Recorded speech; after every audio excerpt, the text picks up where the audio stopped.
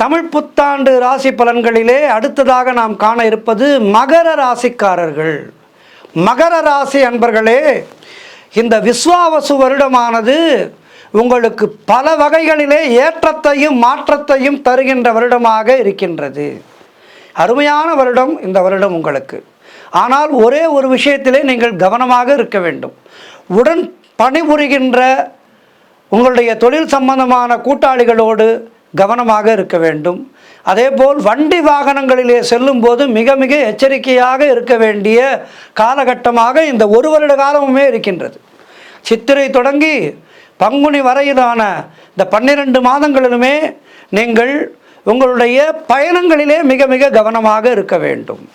மற்றபடி செய்தொழிலிலே அபரிமிதமான வளர்ச்சி ஏற்படும்.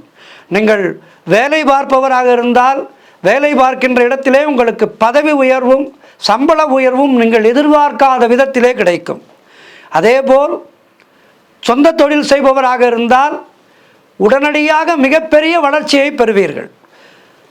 அதாவது 2 வருடத்துக்கு பின் காண வேண்டிய வளர்ச்சியை இந்த ஒரு வருடத்திலேயே கண்டுவிடுவீர்கள். அப்படிப்பட்ட ஒரு அபரிமிதமான வளர்ச்சி உங்களுக்கு தொழிலிலே ஏற்படும். மிக சிறப்பாக இருக்கின்றது மற்ற வகைகளிலே என்றாலும் இந்த ஒரு விஷயத்திலே நீங்கள் கவனமாக இருக்க வேண்டும்.